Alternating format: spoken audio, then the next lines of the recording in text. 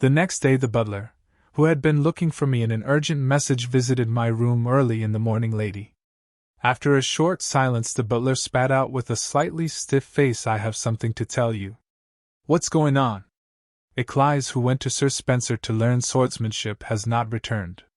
"What?" Sitting on the dressing table I hesitated and looked back at the butler. "What are you talking about? Didn't he come back after training?" "I returned to the mansion after the usual evening rush. But last night I was going to tell the lady in a hurry, but this old man fell asleep." "I'm so sorry, miss." After finishing his words the butler bowed deeply before me and apologized. Whether Vinter's magic was really successful, he had no recollection of me sneaking out. But I was rather caught off guard. It was because I thought this idea that was urgently looking for me through. "It was a serious matter." I frowned and hurriedly asked. "What about the horseman? You know something because you went with him." "I asked the horseman, and he didn't come even after the time to go back. Sir Spencer also said he finished training as usual." Then the worst assumption passed through my head: run away. Eckles was very good with his eyes, his gut, his brain. He also knew that it was impossible to formally learn a sword within the Duke. Knowingly he asked me to save the master. "No way, you're not gonna do this from the start." Although he hasn't been properly confirmed yet, his favoritism would have exceeded 90% by now. But if he used me to escape, I'd die. The hand on the dressing table clenched my fist. How did I survive this far should I die with only 10% left? The molars spontaneously disappeared. It was time to sink into the endless darkness, assuming the worst in an instant. Suddenly the butler made eye contact with me. "Lady, I'm sorry to say that whether he was thinking the same thing as me." He spoke carefully. "All the restraints worn by slaves are necessarily carved with trace magic track location." "Yes, so why don't you call the family wizard?" The butler glanced at my left hand on the dressing table. Blurring the end of his words, his eyes turned. I could see a large ruby ring still stuck in my left index finger. The red ruby egg on my fist were trembling, not knowing it was too powerful. "It's too early to jump to conclusions." I slowly flexed my fist. I said I'd released the choker several times. But it was Eckles who refused to do so himself. He wasn't stupid enough to run away with a leash. Gradually reason came back. The fear of death and the sense of betrayal came into my eyes. "Just wait a little longer." The butler opened his eyes wide at my instructions and soon asked back as if hesitating. "The capital city is not very safe, miss. Just in case you're in trouble, how about releasing people around town?" "No thanks," I answered firmly. "There is nothing more ridiculous than the assumption that ML might have been humiliated. Just wait for him to come back on his own feet." "Yes, all right, miss." The butler didn't seem to understand my reaction, but he quietly accepted it. But that didn't mean that the essential problem would disappear. "But how can I tell the young Duke?" "If Derek knew, it wouldn't be a problem for Eckles to be kicked out. Please keep my first brother pen a secret." "Lady, I beg you." "Butler, I don't want to make things big for nothing. He'll be back soon." The butler nodded his head with a prickly look. "Thank you, may go out." After a while I heard the butler close the door and leave. I pressed down on the tingling temples and tried hard to dispel the growing anxiety. "What's the matter?" Even if it wasn't, I had no choice but to believe it right now. The favorability of Eckles was my life. There was a great risk that reckless doubts could have a bad effect on favorability. Now it's only 10%. From then on I began to fight endless doubts. I couldn't tell how the day had passed. The dinner that Emily brought to me was bitten, and the night was deep after I, repeating the book, had read and covering it several times. It's almost midnight, but until then I hadn't heard the news that Eckles had returned. The nervousness reached its peak after touching Ruby's ring. I finally couldn't stand it, and opened my mouth. "Emily, go get the butler." "Yes, miss." Emily, who had been looking at me all day, left the room quickly. "Did you call, miss?" After a while the butler arrived. I gave the order straight away. Needless to say, even if Derek found out, there was only one way to solve this now. Let people and dogs go to the village where Sir Spencer lives. Yes, I got it. And bring in all the wizards of the family. It was then Miss Butler. Emily, who had been avoiding her seat to talk, burst in through an open door. "The lady's escort is back." The butler and I met my eyes at the same time. "Take him to my room right now." After a while the butler brought Eckles to my room. In a wild, nagging mood the butler left the room, leaving only Eckles. There was a frosty silence in the room left by the two. Master first breaking the heavy silence. Eckles walked slowly, coming near the table where I was sitting. He naturally knelt at my feet. He lifted his expressionless face and looked up at me. What happened during the day? His face is as pale and as white as a sick man. When asked if I was hurt, my patience had reached its limit. Where have you been? His voice was so shrill that he could not help it. I was always the one who forced a smile before him and evoked a soft voice. The brown-gray pupil shook at first when I saw it for the first time. Master, answer me, I asked him without a break. Why did you disappear without a word? Did you worry? A cold laugh popped out. It was only 3 weeks before the Real Princess came back. With 3 weeks left until the escape, the fear, nervousness, and suffocatingness that the ML might have splashed out. Can I draw them together as a worry? Am I funny? At that moment I couldn't even see the dark red that was shining on his head. Do I look like a god of disease who would be swayed if I said what's in my head, because I bought it for you without telling you? For you I have to risk my life, and moved over and over again. I bowed my head to the Duke. Nevertheless, I didn't know when my favorability would fall, and I trembled, and I didn't even say a word in front of him. I chewed the words up to the end of my neck and swallowed them. I took a deep breath. I don't know how far I have to endure your selfless attitude. I'm sorry, Master. Eckles shook his head down, avoiding my eyes. It looked like an abandoned puppy. Wait a minute, there was an accident. With his eyes down, he replied obediently. I asked coolly, what accident? I met my fellow countrymen. He raised his head again and looked at me. And my unrefined anger was lost in the painful eyes. I encountered those who were sold as slaves like me. A fellow of the East? I lost my words when he said so, and I looked at him. He was a faceless servant who used to work in my house. I followed him to see the Delmans being enslaved on the farm near the village Eckles, but suddenly, a large monster appeared on the farm and attacked people. What monster? I opened my eyes to the following words of Eckles. The village where he went to learn swordsmanship was not far from the capital. But why is it not Trotan, which is close to the Archina Islands, but a monster appeared in the middle of the empire? Is this also one of the hard mode stories? Just the day before, I felt strange after meeting a bunch of monsters. Eckles, who was lost in thought with a serious look on his face, quietly moved. No one came out while people were dying. I was the only one there who had a sword master.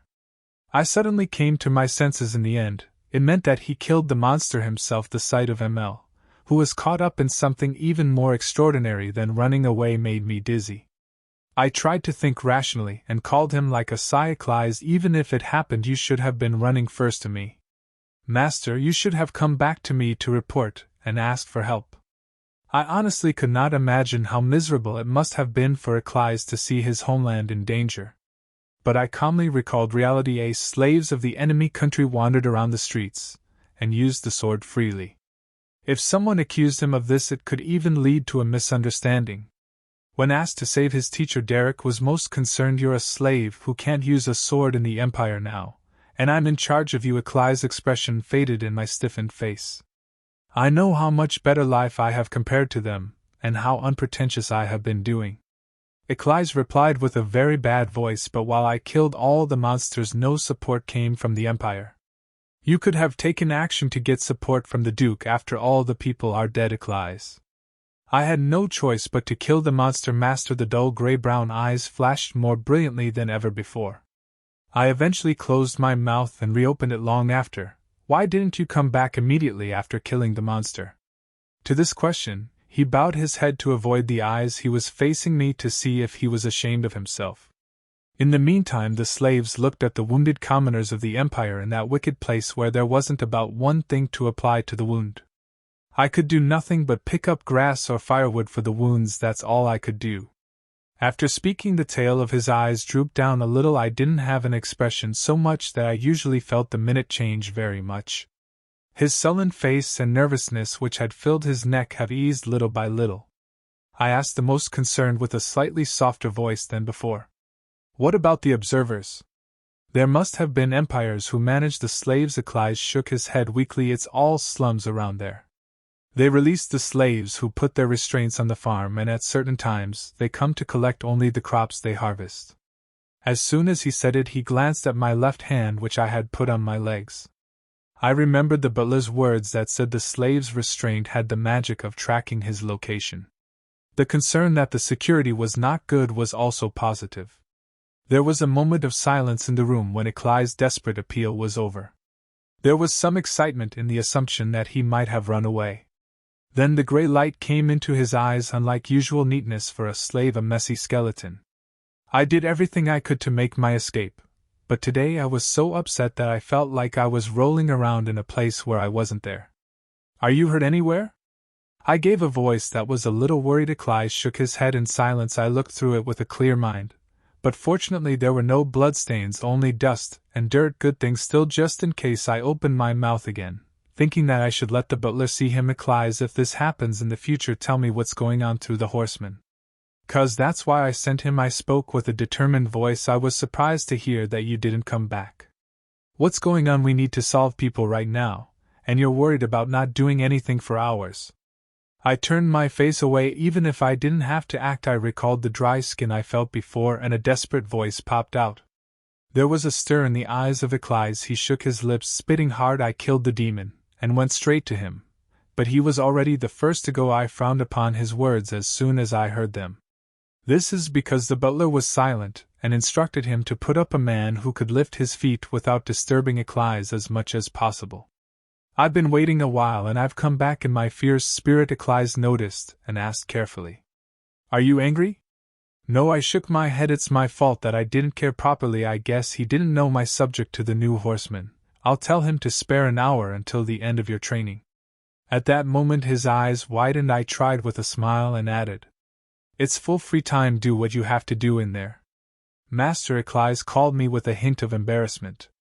During that time it was an unconventional permission to meet and help people in a bad situation.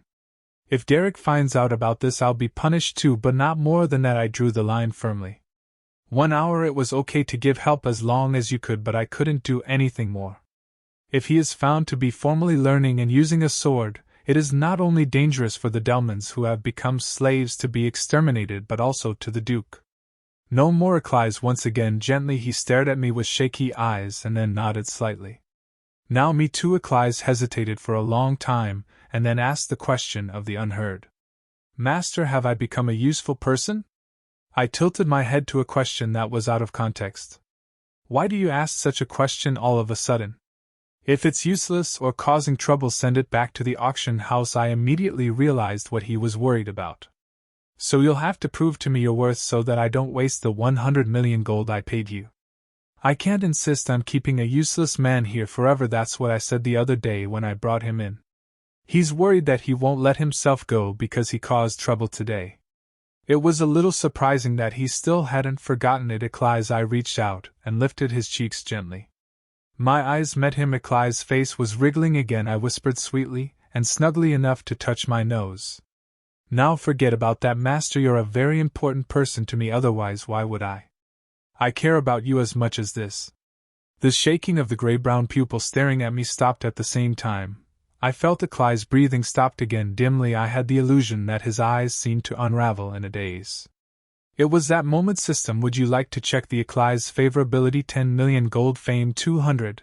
I slowly took one hand off and chose 10 million gold. System, subtract 10 million gold to check the favorability of Eckles. Remaining funds 58 million golds. Favorite 94%, 6%. Finally I saw the top. His hand, which had not caught his face, trembled. A few days later I took the chance of a small commotion called Lost Eckles and headed to the aerospace field with a pretty big package to wedge the Eckles ending. Just before reaching the scarecrow, the wooden sword stopped suddenly, leaving only a narrow gap enough to fit a piece of paper.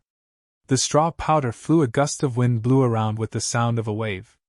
But as time passed and the wind subsided, the scarecrow didn't even get any scratches. They reached the stage of spouting the sword, but they were not yet gathered at the end of the sword and scattered every time.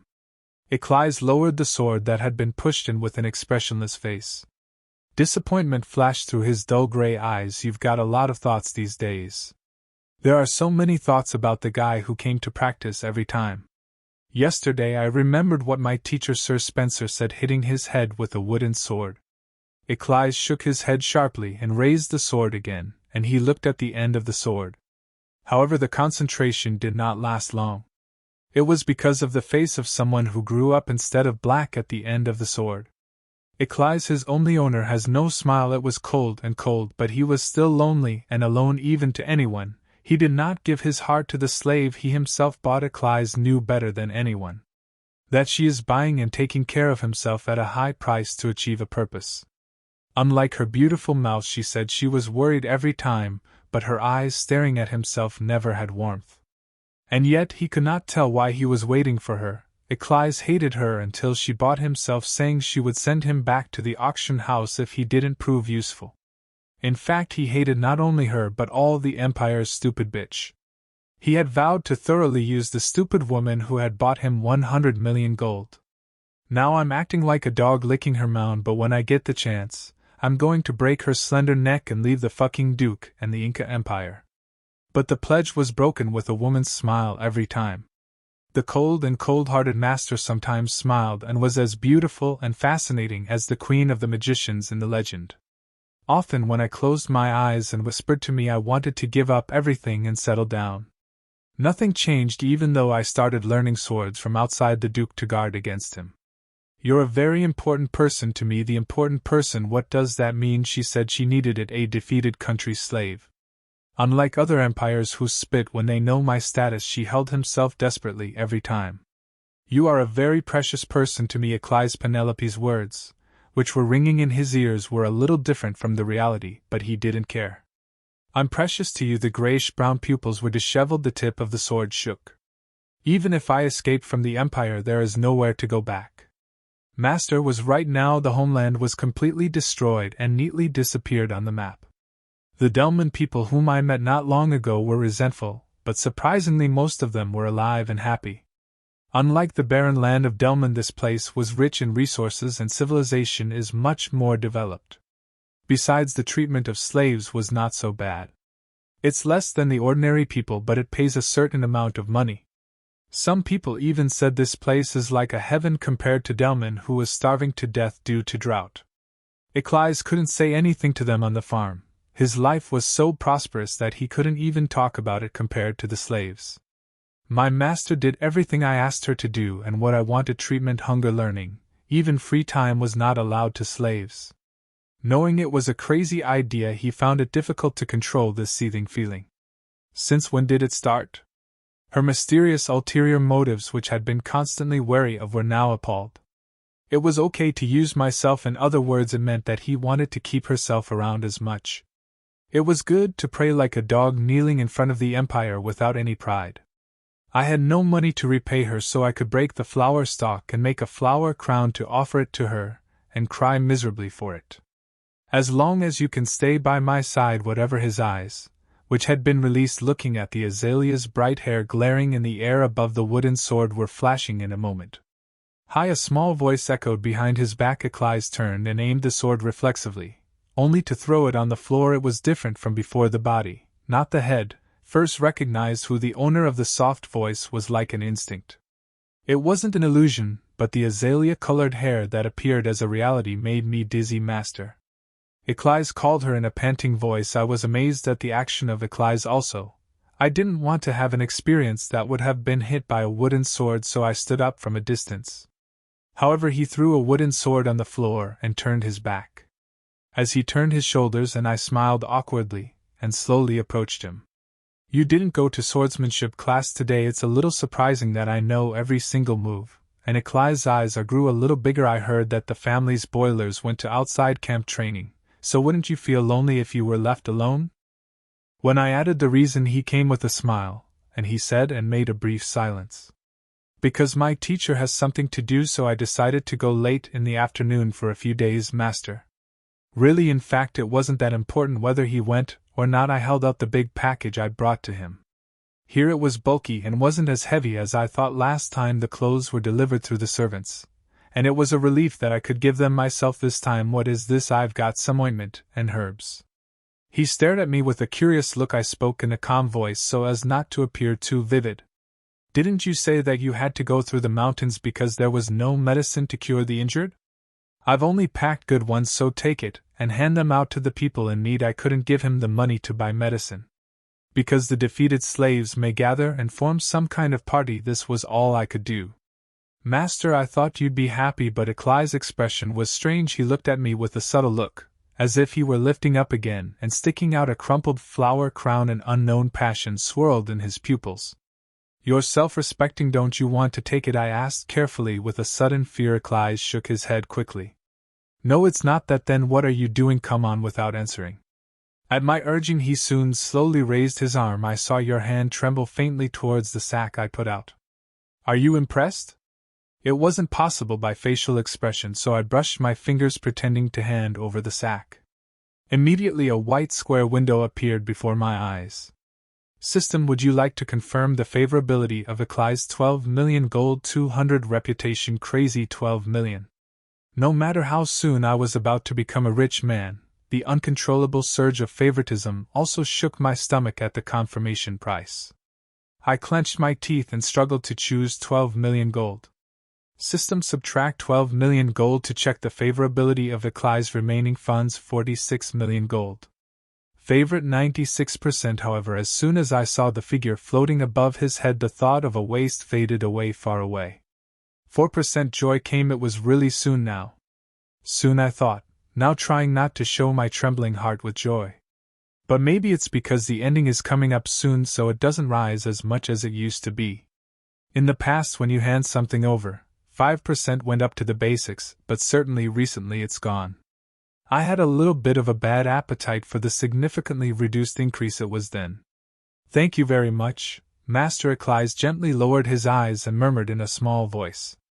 Before I knew it, I saw a black-red gauge bar, and a letter that changed to it was still an ominous color, but was the high altitude right before us. It wasn't used as much as it used to be. However, the ending had one more condition besides 100%. By any chance, I took my gaze over his head and faced him as naturally as possible. Don't you have anything else to say to me besides that? Yes, what? No, nothing. As I glanced, I shook my head at once in his bewilderment because I have not filled 100% yet. I grinned as I tried to press down on my nervousness. What a lovely day. Do you want to go somewhere together today? Play. You're tired of training every day. His eyes were smiling like a schoolboy who didn't know anything about it. It was a moment when I couldn't even look back at Eckles, who had lost his breath, in the joy that this tedious life was just around the corner. Miss Penelope, someone called me at a distance. As I turned, someone was approaching at the entrance of the fence with a quick step. Butler. I tilted my head at the sight of the butler, who came to me suddenly.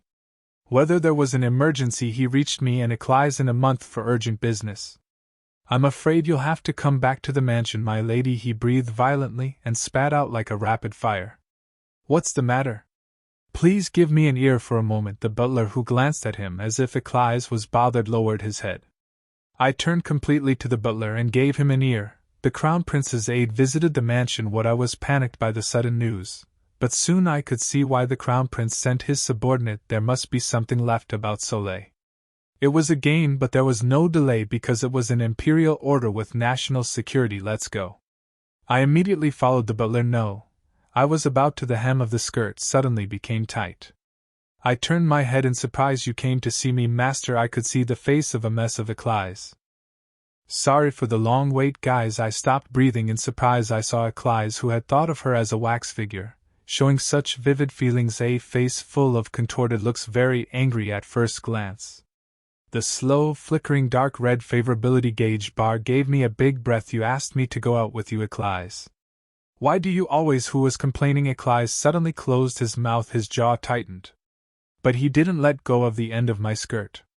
Far from letting go, the tight fist was full of blue blood lines. How can I appease him? It was the moment when he looked alternately at his head and his hand holding my skirt. What are you doing now? Suddenly the butler shouted in a stern voice. Do you think she's your friend? Because you can't help the master by becoming a subordinate, but you can't stop her from being busy.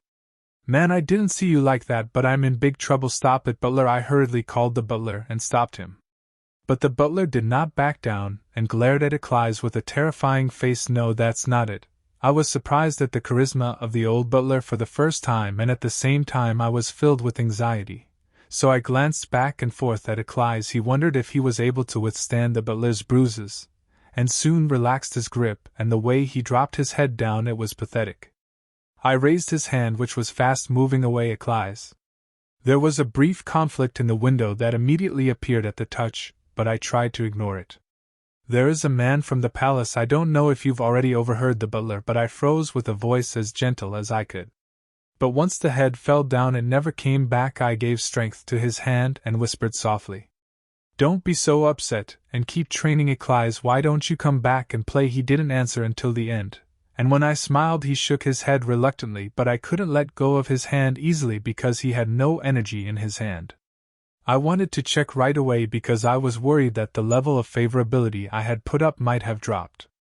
But lady, in the voice of the butler, I endured the urge and let go of my hand. Eckles didn't look at me until then. Of course I didn't get to see him off or ask him to have a good trip, but all the way out of the field, turning around, I could feel a glued gaze on the back of my head. I felt a little strong that I was glad to say that. I was walking along the forest road to the mansion. I could feel a lingering hesitation from the butler who was walking behind me.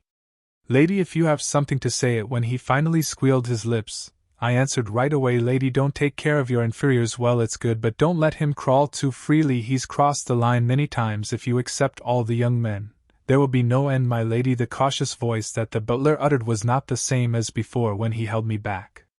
As the chief of a noble family, I could feel the sincere advice and loyalty of a servant who served his master.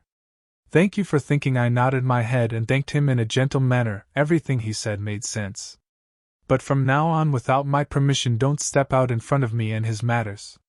I stopped walking and looked back at him. "It's an order." The butler's eyes grew faintly in my cold gaze. Even though he crawled freely, I had no choice but to let it go. 96%. I had already come too far to be offended by the arrogant attitude of the ML. When I arrived at the mansion, I went straight to the reception room, and there was a really familiar person sitting there. The Crown Prince's aide stepped inside and saw me and jumped to his feet and greeted me with a chilling greeting. "Hello, Princess, long time no see." When the Crown Prince fell into a coma after his assassination at a hunting competition the other day, he was seen visiting the palace every day. "Let's have a seat for now." When I sat face to face on the sofa, Emily soon served refreshments. "Today I visited a princess like this." Cedric, who took a sip of this hot tea looking for the princess today, immediately opened the door. "Wait, butler." "Emily," I raised one hand and said, "just arse him for a moment. Get out of here, you two." No one knew I had sneaked out.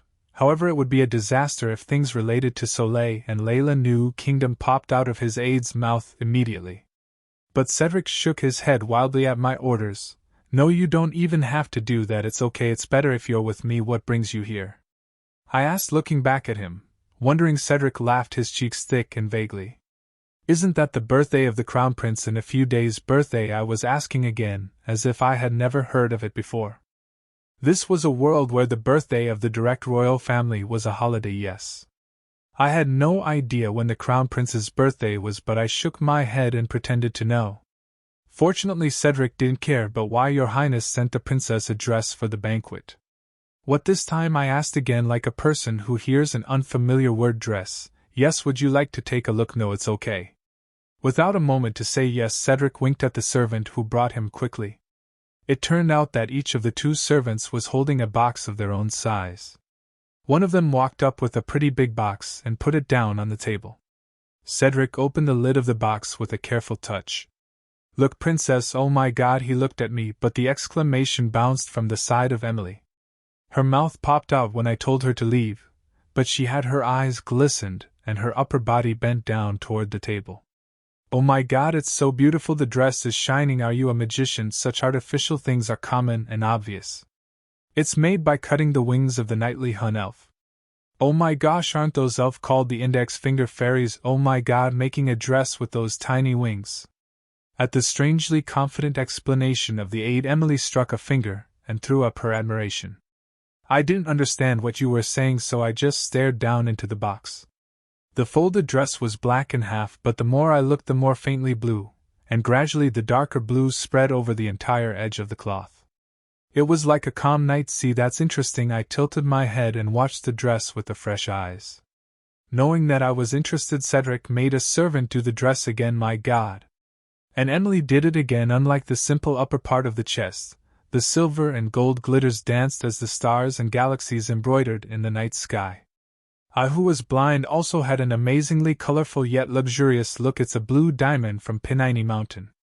Pinaini Mountain. This time the butler took a wild breath. Oh my, when Cedric explained, pointing to the silver glitter. All of these embroidery are pure gold. In fact, the designer finished the dress with diamonds only. But I added the pure gold of the Imperial own mine, especially because he said that you like gold. Cedric pointed to the slender golden embroidery that crossed between the silver sparkles in a dignified tone. Well, it's pretty, but it's not that much, I denied with a look of reluctance. Don't you think you're crazy about gold? Of course it is. Emily and the butler alternately went on a rampage, taking care of the parties to the dull gift. Oh my god, mine's owned by the Imperial Palace. This is not the end. Cedric beckoned the remaining servant. The servant brought a box of trillions of gold smaller than the box of his dress. Cedric opened the lid of the box without delay. This is the butler opened his eyes to the revealed contents. It is a pearl of a poppin' diamonds and a red-ear turtle shell. The first thing that caught my eye was a pearl the size of 501, red and silver, and dozens of diamonds glistening in 5-colored lights around it were arranged like threads on a loom. The big one was a necklace, and the smaller one was an earring. I'm speechless with the blindingly glowing accessories. It wasn't just me, both Emily and the butler were all grim-faced because they were tired of the jewels that looked so valuable. The Poppins diamond is so famous that you know it well, Cedric added elatedly, as if he was very satisfied with our response. Of course, this is also very precious and difficult, but the pearl of the red-eared turtle shell has been sought by the Empress for years. It's like a legendary gem. Just before the Empress got her hands on it, she was so eager to steal it. Oh no, ha ha ha. Anyway, it's worth the trouble. I think it suits you very well, Princess. The face of the Crown Prince was peculiar in his appearance. So it was a strange thing. Did he notice my reluctance? Doesn't you like it, Princess? Cedric noticed me a step later. I asked with great curiosity. No, I like it, and I don't like it. Why are you giving me these? Rather, the Crown Prince who celebrated his birthday should receive a gift. Yes, Cedric was very embarrassed when I said I didn't understand. He hesitated for a long time, and soon opened his mouth carefully. The princess has decided to be his partner at this birthday party, wasn't it? I opened my mouth to the question of returning instead of answering. I was stuttering because I was dumbfounded. When did I knew it? I knew you would, said Cedric, nodding his head, and whispered with a serious face, Princess, can you give me an ear?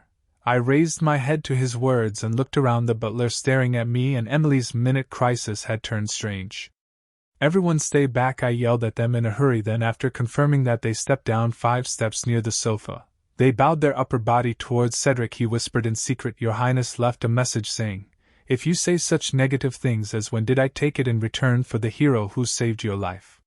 He said it's better than being crowned in front of everyone. What he said, if you don't take it, I'll think of it as an extension of the something you have dedicated. I was dumbfounded as soon as I heard something I dedicated. Then a scene passed my mind like a lie. The cool windy night sea, the Crown Prince bathed in the brilliant golden light, suddenly reached out to me and, on my lips without a moment's notice, you crazy bastard. I could feel the heat going up like it's going to explode in my face.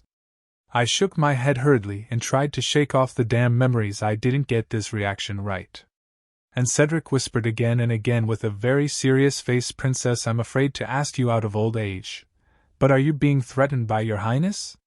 If so, please give me a double cough, I'll help you somehow. He suddenly stopped talking and opened his eyes wide. By the way, are you sick? Why are you suddenly fidgeting with your lips all of a sudden? I was startled by his words and raised my hand. I didn't even know he was doing that, but my voice popped out without realizing it. Oh, you don't have to know, Cedric sighed with a strange look that seemed to have realized something about my response. Somehow I felt unpleasant, and raised my upper body, which I bent with a frown. Thank you for the gifts you've given me, but I've never heard of a partner, so I want you to be sure to tell your highness. What do you say? I still haven't decided whether to attend the banquet, so I think it would be better to look for someone else. I smiled and shrugged my shoulders in an obnoxious manner. You don't know, do you? That day I suddenly had a fever, so I would lie down. Oh yes, of course it is, but Cedric glanced at with a faint expression. You don't know what's going on, so it's true. He stared at me with dubious eyes for a moment with his sudden thoughts, and then quickly got up. Thanks for the tea, Princess. Well, I've told you so. I'm going to get up now. Yes, I can't hold on to a busy man any longer. I shook my head in a haughty way and said, Get out of here. Then I'll go. Thank you very much for accepting your highness' gifts, princess. Cedric said goodbye in silence. Something's wrong, I was trying to answer carefully, but I felt as if I had heard a strange noise. Soon after, the Crown Prince's aide, who drove in a storm, left the mansion safely. It wasn't a big deal, but a sigh of relief came out. Emily, get these things organized and put them in my room. Emily. When I didn't hear the answer, I turned my head in a careless manner. Then I saw the butler and Emily looking at me 5 steps away from me with a strange look.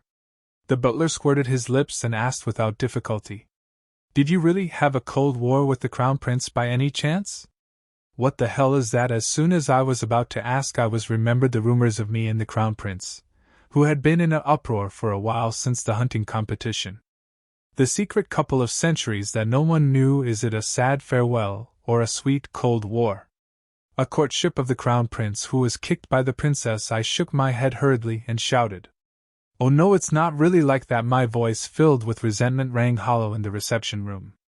I didn't decide whether to attend the birthday party or not, so be careful of your mouth. I returned to my room after having Emily and the butler join in several times.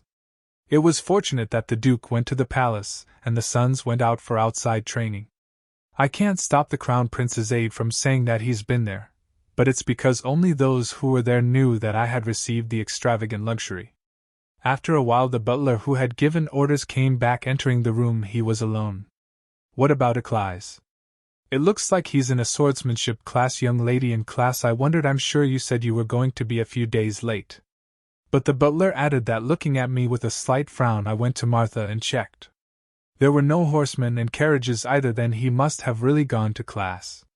The carriage that picked him moved only to the village where he was trained. Eckles, who had been out of nowhere, turned off a little and was a bit limp, but I accepted. "You can't ignore a doctor who wants to learn swordsmanship. I have to go out tomorrow."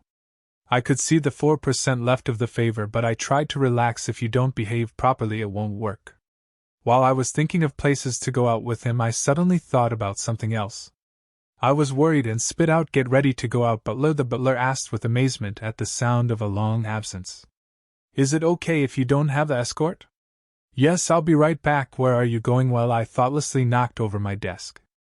"I don't really know what a man who already has everything will need, and whether it means anything. Let's go to the arms dealer. It's just that I can't contain my sudden urge." The outing ended as short as expected. "Hey, I heard his aide's here today. Why are you here?" As soon as he entered the mansion, Reynolds came back from training and asked. "It's not a big deal. I had a question about the trial at the last hunting competition." "What? I'm sure I've put all the false rumors to rest, but what else is he here to ask?" "Reynolds, I'm tired. We'll talk about it later." "Hey, what did you ask? Just answer this and go." I answered roughly because I was tired and then ran up to the room to avoid this rascal. The next day, the butler reported that Eckles had returned at dawn much later than scheduled. The anxiety rose again and again. I quit as soon as I tried to call him in and question him right away as before. "Well, I've given you the herbs with my hands. Of course, free time is only 1 hour. It was just that I was trying to help the fellow countryman." The next day, if you question him about why he was so late, nothing would be so ridiculous, and if he did that again, it would have been obvious to the butler that he had some kind of medical condition. "Please tell him to come and see me as soon as he wakes up." That's all I said. It was the consideration I could do, but I couldn't meet Eckles that day either. As soon as he woke up, he went to training in a carriage. I felt strange at the butler's words, delivering with an embarrassing face. Are he avoiding me? But there was no reason to do so. He may have been upset by the aide's visit, but he was not in a position to show it to me anyway. There were times when he was whining, but this Eckles was faster at understanding reality and subject matter than anyone else. I had the urge to hold on to him right away and make sure that he was in good taste. However, he was so eager to learn swordsmanship that he couldn't make up his mind to go out on a date with me. How long the coming-of-age ceremony is left? I counted the coming-of-age ceremony in my mind now. 2 weeks. That was enough to raise 4%, and that was a close call. But contrary to my nervousness, I could not meet Eckles the next day or the next. When I finally decided to go to his lodging in person at the Imperial Palace an invitation was sent to the Crown Prince's birthday party with the order that the entire family of the Duke must attend the Crown Prince's birthday banquet. Time flew like an arrow to the Crown Prince's birthday. The Crown Prince, who sent invitations to the Duke for fear of faking the illness he could not get out of the door. As I did at every banquet, I was waking up from the new wall to the hands of the maids and polished off. It was annoying and tiring, but after repeated it every time after being possessed, it was now worth it. You have to wear a dress, lady. I, half dozing off with my eyes closed, leaving everything to myself, opened my eyes carefully to the shaking hands. When I saw the gentle black-blue dress in front of my eyes, I was instantly awakened. This was the dress the Crown Prince gave me as a present. The dimmed lights for massage also glowed softly on the edge of a cloth. Oh my God, did you buy a new one? It's so beautiful. Look at this touch. I think you'll look really good with her. The appearance of the new dress, which they never seen, made the maids make a fuss. I stared at it for a moment, and soon shook my head. Bring me another dress. Why, miss? Your Highness himself, Emily, as she tried to make fun of me, asking back why. Emily silent at my cold warning and immediately shut up. Once again I looked at the dress the Crown Prince gave me as a present. I hate fancy things, but even with my eyes like this, the dress was very beautiful. I didn't like what he had given to me, but I couldn't help but admit that he had an eye. If I worn it will definitely make Penelope's elegant figure stand out. But if I wear that dress, I'll certainly not be able to avoid getting involved with Callisto again. But unlike before, there was nothing certain about it. The ending was just around the corner. You should no longer be tied up with another ML for unexpected events or tied to an unknown clutter. I'll just show my face at the banquet, and I'll be right back, so bring me a dress that won't stand out. The maids stopped complaining about my orders and bit the dress. After a while, what they brought was a dainty dress in a dark purple color. It wasn't originally there, but it was bought to my taste. After being possessed, I tied my hair together in a normal way, and left the room after wearing accessories as little as possible so that they wouldn't stand out. As I stepped down the central stairs, familiar figures stood near the front door. The Duke, Pink and Orange, were seen in turn. Penelope. The Duke pretended to know first. I was about to say greeting, but suddenly I wondered. Why are you all here? Let's go to the palace together. Wasn't it separate ride? The Duke slipped his gaze away, spitting an uncomfortable cough at my question. These guys asked me to go with them first. When did we? As Reynolds tried to shout out, he shut his mouth under the glaring Duke's breathless thank you. By the time I was staring at them alternately, with a blink of an eye, Reynolds was squeaking. You haven't received any partner applications this time, have you? I was about to respond to his sarcasm by saying no, I'm not, but I shut my mouth with gasp. If I answered like that, I had to reveal that there was a man who pushed ahead with his plan for a partner. Don't be embarrassed, we're going to escort you. What, wasn't it a separate ride? You're full, aren't you? You're not the only one applying for a partner, and then using my escort as an excuse. Oh, do you want to die? Stop, Reynolds. Penelope. To me and Reynolds, who were quarreling like children, the Duke dried in a stern voice. Stop it, time's up, let's move on. Reynolds looked back at me until the end and turned his head. Childish guy. I couldn't do it with my lips pouting, so I followed in their footsteps. In front of the mansion was a carriage dedicated to the Duke, who rode on his way to a hunting competition the other day. When the Duke got on first, and then Reynolds went in, it was the moment when I was about to climb onto the carriage, lifting the hem of my skirt. Hold on, suddenly someone's hand popped out in front of me. Turning my head, Derek was staring at me with his still blue eyes. I was surprised again, but soon I took the hand gently. Thank you, brother. Is it because it's been a long time since I've called it brother rather than young Duke? Derek's hand, which touched her, flinched faintly at that moment. My eyes lit up. System, would you like to confirm? Derek, favorability 2 million gold, 200 fame. The spirit of the system window that immediately came to mind was a little bit clear. But then I've never checked it out since it was out of favor. I chose 2 million gold, which is hesitant. I didn't have to look at it, but it was purely to see if it was negative. System, subtract 2 million gold to confirm the favorability of Derek. Remaining funds 44 million gold. Favorability 45%. Derek's favorability was shows. Fortunately, it didn't fall off compared to the last time I saw it. On the contrary, it has risen considerably more than I thought. However, since he had already seen the favorability close to max, his favorability, which was not more than 50%, was not so impressive. What are you doing without getting on the carriage? Then a cool voice awakened me. I realized that I was just staring at him holding his hands. Oh, I'm sorry. I turned right around and stepped on the footboard of the carriage. It was just the moment I was walking into the carriage. You're dressed quite a lady today. A faint glance of his voice passed over my ear. I was about to sit down, but I hesitated and looked back at him. However, he sat next to me silently as if he had never said such a thing. But what's wrong with your seat? Later I realized that it was a place and arrangement that was no different from a hunting competition.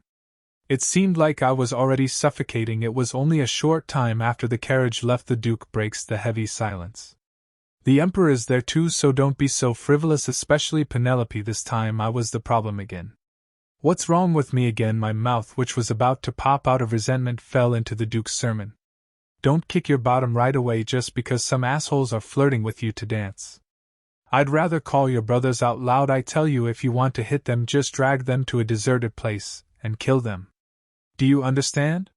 Father, I've told you so many times not to say that. When Derek frowned and restrained the Duke turned his head slightly, coughing in vain. You should, considering the fact that I almost cut off Hale Ross's family in the Emperor's birthday 2 years ago. Wow. Reynolds shuddered as if he were in a terrible state. I looked down under my feet. The tip of the pointed crystal shoe was revealed between the hem of the skirt. Oh, it's pretty good. I guess the heels are useful. I looked alternately at the shoes and Reynolds, clapping my toes against the new attack skill. The man sitting across from me shook his shoulders and shouted, Hey, why are you suddenly looking at your shoes with such gloomy eyes? When did I? Grinned at the Duke after he shot me coldly. Okay, Father. Oh, I'm crazy. Reynolds, who was whining about something, and Derek's cool eyes touched her cheek from the side. But I didn't care, and I hit the tip of the shoes more cheerfully. After a while the carriage reached the Imperial Palace. I was deeply nervous until I got off the carriage completely. This is because the Crown Prince may pop out of nowhere and say, Is my partner here? That's why I changed my dress so I wouldn't be seen by him, but fortunately the golden hair was not visible until all the steps leading to the banquet hall were taken. I've been looking around for him, my dear. Suddenly the Duke called me. As I turned my eyes, I could see the wrinkled hand that stood out before me. Would you allow your father to escort you? Would you rather enter with the old man than refuse to go in alone? I burst out laughing playfully at his words. It was well known that Penelope was perverse by the Duke's neglect. I could be embarrassed to see a young adolescent who goes through puberty holding her father's hand and entering without my partner. You shouldn't have said so plainly, you fucking Penelope. It was time to look down at the Duke's hand in a flustered, unstoppable look. If you don't like it, it's fine. When I didn't readily hold his hand, he withdrew his hand immediately after he was embarrassed. I grabbed the hand in a fit of surprise. No way, you can't do that, Father. I smiled painfully at the Duke. When I saw the lightning Duke's face, at once I felt nauseous, as if I was getting motion sickness. Let's get in now. It's the member of the Duke of Eckart family. A huge door of the banquet hall slowly opened with the shout of the servant. There are already many nobles in the hall standing inside holding the Duke's hand. I desperately pressing down on the dizzy stomach. I met my eyes in front of someone every time. He was wearing a rabbit mask. His pretty silvery hair, which I had never seen, shined ashy. Even though the eyes met, Vinter did not turn away. Not long ago I felt a little burdened by the bad end with him, so I avoided eye contact first. System: an unexpected quest has occurred on this burning night. Dance with Vinter. Would you like to apply dance application with Vinter? Compensation: Vinter's 5% favorability, 50 fame. Accept, reject. Suddenly my eyes were white, and a system window came to mind. What the fuck? I frowned and struck reject in a row. It was just when the system window was gone. What's that old man staring at? A nervous voice rang from the side. Turning my head, Reynolds was staring at Vinter with his beak eyes, but at that moment. System: an unexpected quest has occurred on this burning night. Dance with you. Would you like to dance? Application to Reynolds. Compensation: Reynolds 5% favorability, 50 fame. Accept, reject. Another quest window popped up. Isn't this game really crazy? I am truly dumbfounded. Reject. I hit reject again nervously. I didn't want to be seen by the Crown Prince, so I wore a modest dress. But wouldn't the effort go down the drain if I danced with a high-profile ML every time? And why should I apply in normal mode? The hostess went crazy asking for the glory of the first dance. However, Reynolds was too busy staring at Vinter, and he didn't look like he was going to take out to the part of the dance. I was dumbfounded, and he glanced sideways at me. What else do you see? I frowned and ignored him and moved on. The Duke and Derek had already left to find their own friends. I thought Reynolds do the same too. But a man who had thought he would turn away like a stranger came after me. Hey, where are you going? You don't have to know, I answered in a lukewarm manner, and moved to a rare corner to avoid people. I was going to keep my seat until the Emperor came and gave a congratulatory speech. Holding a glass of wine from a passing servant, I took a seat beside a pillar with a dark light. Reynolds, who had followed me until then, stood a few steps away from me with his arms folded and twisted. Even though it was a remote place, the presence of the Reynolds kept people staring this way. Why are you following me? I said to him with a stunned look. I wasn't following you, but this is where I often go. He turned away after giving a childish answer.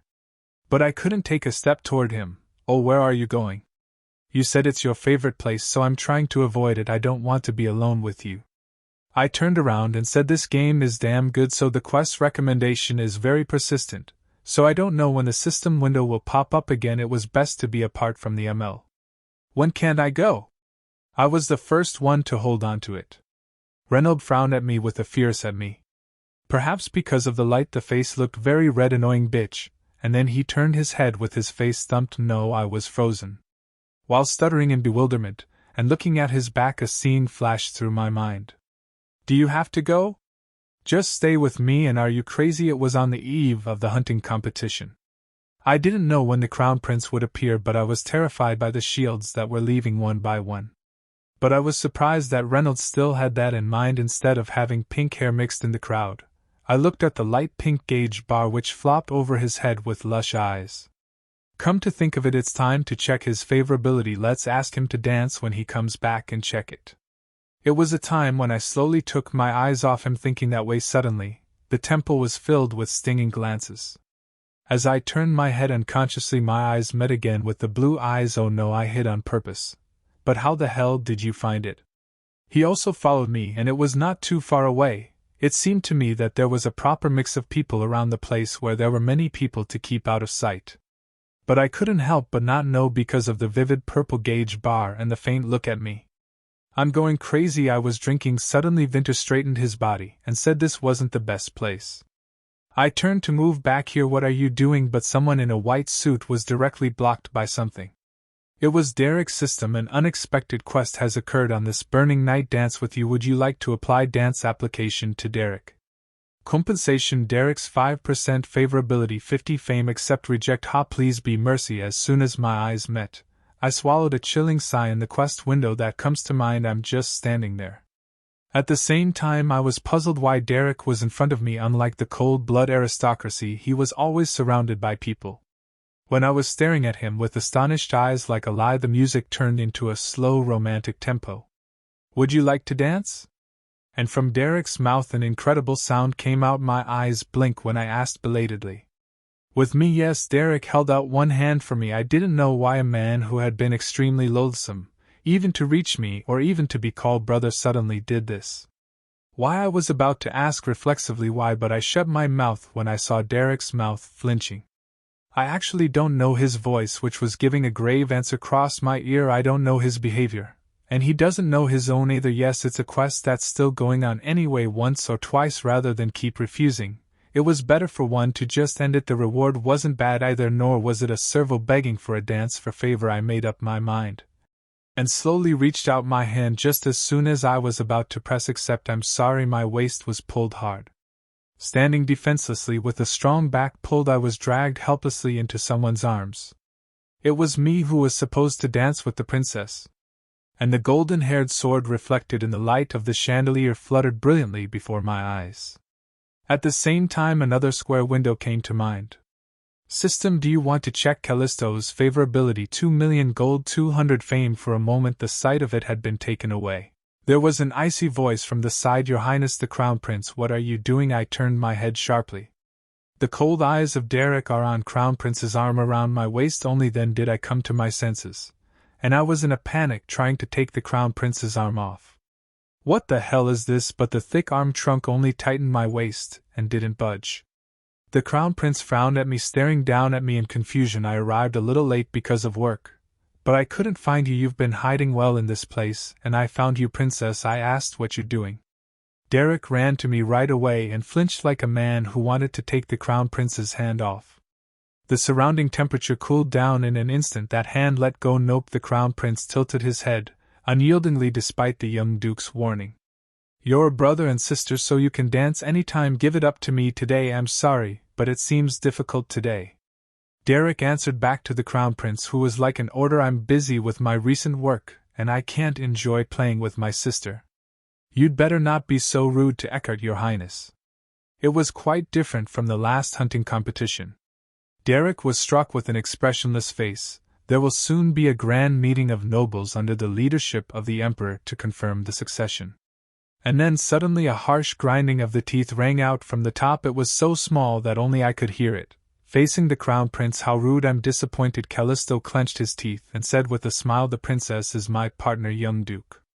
I've never heard of her being called a partner. Request to try to drag a woman away, I politely asked through my aide, and the princess accepted while chasing the conversation with anxiety. A sudden silence came. Derek's mouth slowly closed as he was about to answer back directly to the Crown Prince's words. He kept silent for a moment, and then looked at me and asked, Is it true? I belatedly realized what nonsense the Crown Prince was talking about. I shook my head at the orange gauge bar that started to blink. Well, when did I accept it? If you refuse, I'll shout out loud about the hero of the Empire who wiped out Soleil. At that time the Crown Prince whispered in my ear so small that only I could hear. I looked up at the Crown Prince with my eyes wide open, but he just smiled a mean smile. You crazy son of a bitch. I was fed up, but I knew this lunatic was a real guy if he did, brother. I ended up calling Derek with tears in my eyes. I would like to be honored to receive the request for dance from Your Highness. I moved my trembling lips and managed to make a sentence. But I didn't want to say anything that recognizes my partner Penelope Eckart. Derek hardened his jaw as hard as ever and soon turned around. The fast blinking orange likability gauge bar has faded away. I felt a little sorry to him because I felt relieved. Will it be okay? No matter how much I said these words because I was worried about whether this was okay, it was then. It's the first time I saw the young Duke look like that. Thanks to you, I gave you a good shot, princess. Turned her head to the mean voice, and the Crown Prince was giggling with a funny face. What are you doing? It was natural for my eyes to rise in triangles. When did I say I was going to be your partner? The Crown Prince stopped laughing and answered calmly, Why isn't that right? I'm going. You can dance alone. I turned irritably. Princess, the Crown Prince held me with a rare embarrassed face. Are you angry? I was just dumbfounded by the Crown Prince's question. Your Highness, the Crown Prince, the rumor was true. With the sudden appearance of the Crown Prince, the nobles has already begun to dig into their ears. I wanted to get away from him as soon as possible. Just one step away, the hem of the sleeves suddenly became tense. Turning her head, the Crown Prince stood holding on to my sleeves like a child. I was looking around and I said, What are you doing?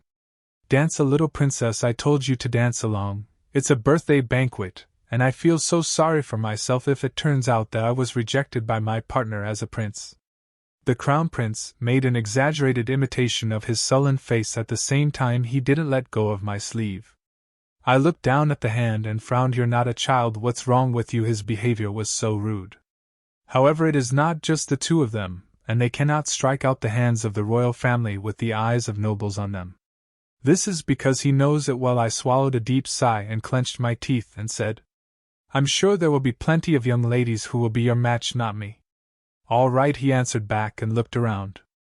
And some of the nobles who were watching this sighed with breathless breath, turned their heads in a hurry that touched the eyes of the Crown Prince. A group of young ladies became contemplated and even moved to another place. His gaze look around the banquet hall was nailed back to me. Did you see it? Said the Crown Prince, tilted his head. The princess has a knack for making me miserable since last time. I just blinked my eyes and didn't answer anything. It was clear fear and vigilance that stood in the eyes of the nobles in the hall who followed the Crown Prince. And it was not in line with the feelings of the noble who would become the emperor in the future. Well, it's no wonder you made such a fuss at the second prince's birthday party. The man who cut off the assassin's neck in front of everyone. In addition, in the game, the Crown Prince was widely rumored to be a blood-crazy killer. Now that I see it suddenly, Derek recalled that there would be a grand meeting of the nobles to confirm the succession. Though he spent a long time rolling on the battlefield bringing victory to the Empire, He still received no credit for it from anyone, even to his own father the emperor. "I'll just hang out with you." At that time the crown prince awoke me from my thoughts. "It's my birthday, isn't it too much to keep your mouth shut up after all those expensive things? The accessory is the national treasure of one of the defeated country's princess. You can't buy it for $1 billion. I was trying to refute who asked me to give him his quibble, but I just asked him all the questions. The crown prince, as usual, was a mean face. But without knowing why, he didn't let go of my sleeve and held it tight. It looked a bit tacky and pathetic. At the same time, he seemed so persistent that he was disgusted by other ML, who immediately stepped back if he didn't like it. I glanced sideways at the still floating quest window and ended up speaking in a resignation tone. "I can't dance. Come to think of it, was true. I had no idea the dance of the nobles but to leave the body to the rhythm. I didn't think I would dance well because I was the master of this body, as expected not to do this damn quest. It was the moment I made up my mind once again. Then you can do this." The crown prince placing the hem of my skirt that he was holding and lifted me up with one hand. I clasped his shoulder in a shrill scream of surprise. Fortunately, he soon put my body down, but it was not a marble floor. Under the low-heeled shoes, which were roughly chosen to match the modest dress, the firmness touched the soft touch. "What are you doing?" He's so close that I can feel his breath. Embarrassed by the firmness of someone else's body, I struggled wildly. A low moan came out of Callisto's mouth. Only then when I stopped struggling in surprise. "Do you know that what sometimes when you talk to me, you make an expression that you want to hit me?" The crown prince, who had tightly wrapped my waist so tightly, took my hand off his shoulder with the other hand and held it together. "It is a crime to touch the body of the member of the Imperial family, so I cannot allow it. Instead, step on it as much as you want." "Well, wait a minute." The man who was moving his body right away dragged me along as well. I belatedly realized that he had lifted me up and put me on his feet. He moved his steps slowly to the beat. The feeling of pulling weight on a person's feet was really strange. It was only a few centimeters long, and I was afraid of falling. Without realizing it, I held him tightly in my hand and I balanced myself with caution, following his movements. At that moment I didn't know that we were too close, that we were dancing strangely on the dark place, not on the main hall, and I didn't know that the people were gradually surrounding us. That's enough, right? Few people pay close attention to these corners. Then the question of whether there was no reason to dance also crossed my mind for a moment. But I could not afford to argue about it. I thought it was funny how I looked, but suddenly a low laugh came from near my ear. "Step on it as much as you want, princess." He grinned and chatted at the sight of me in a chaotic state. "Are you kidding me? Is he laughing at me when I was distracted?" I glanced at him and sensed the movement, and straight down my eyes to his feet. If I could, I wanted to crush his feet with my heels, but if I took my foot off I would lose my balance and fall. The crown prince burst into laughter once again at my nervous voice. "You're really bad at dancing. It's not that I can't dance, it's because of you." It was the moment when I was so frustrated that I was flashing and hitting a dog to refute something. I lost a word on the face I faced immediately. The crown prince's eyes, or the crown prince's face, were in front of me with a bright smile. With great joy I couldn't believe this is a man who was always crooked, or otherwise had a violent temper, could make this look. This image felt so strange that I stared blankly into his face. At that moment I could not hear the song, nor the voice of the people at the moment when an uncontrollable groan began to spread from the chest to the whole body. The music is over. Fortunately I didn't have to dance long because I started long after climax. Along with the grand finale, the crown prince slowly lowered me from the top of his feet. "Thanks for the dance, princess." He bowed down like the other men after a step. It was a perfect posture that was close to the standard. It was around the time when he was standing in an equivocal manner with no thought of facing each other. "System, on this burning night dancing with you quest successful. System, would you like to receive a reward? Yes, no." A white square window floated up into the air and my mind went blank. This damn game used to be automatically queried if the conditions were met, even if you refused. There was no reason to refuse the compensation. System, as a reward for Callisto you gained favorability plus 5% and fame plus 50, total fame 560. Looking at the handwriting with the reward, the sense of reality slowly returned, as if waking up from a long day's sleep. In addition, a strangely busy and disturbed atmosphere was felt. I was shocked when I turned my head casually crazy contrary to the Crown Prince's words that there would be no one to recognize. There were quite a few nobles around. Besides, some couples dancing on the stage have moved to the place of where we are. Giving an example of the main character, I poked my lips and turned my body in a hurry. Princess. I could hear the Crown Prince calling me in a bewildered voice, but I couldn't afford to care. I was embarrassed by the fact that everyone had been caught me dancing with weird gestures on top of my partner's feet. Oh my God, why isn't it moving automatically at times like this? After cursing at the senseless gaming system, I ended up on a gloomy terrace to avoid the eyes of others.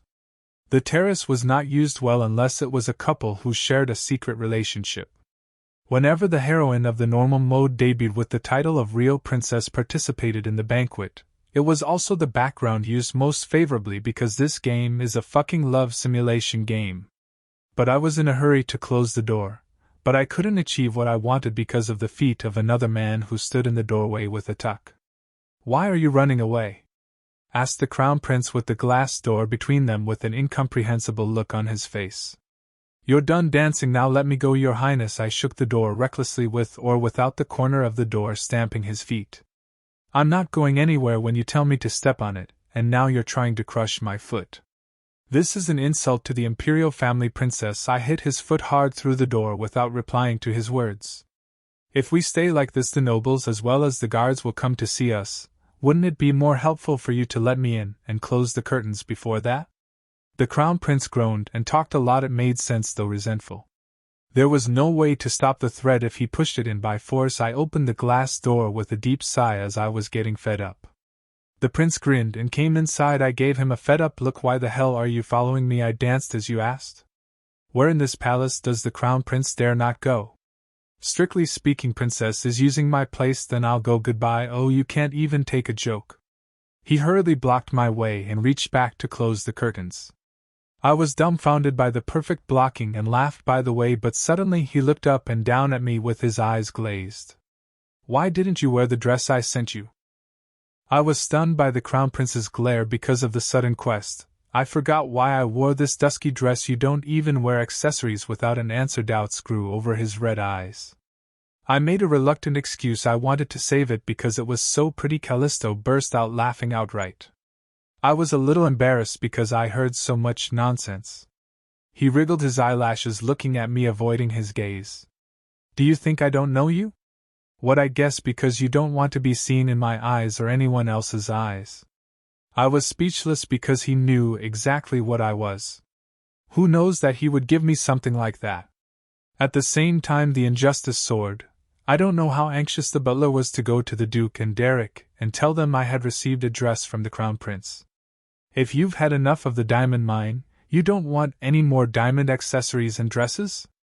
When he had a sulky face, the Crown Prince kicked his tongue out. What a weird personality. Your Highness has asked me to point out my character. I caught the mood of being confused by his words close to me and said, Thanks for your attention, but I don't need any rewards. The sudden breakup at the end led to the late delivery of the message. The Crown Prince looked back at me with a little surprise at my words. However, the place where I hid my identity was also on my mind, and there was nothing to gain from the fact that the day was known. I slowly opened my mouth facing him. What happened in the past, just pretend it never happened. What about you? And I kissed twice. No. I was startled by his blunt remark and shook my head.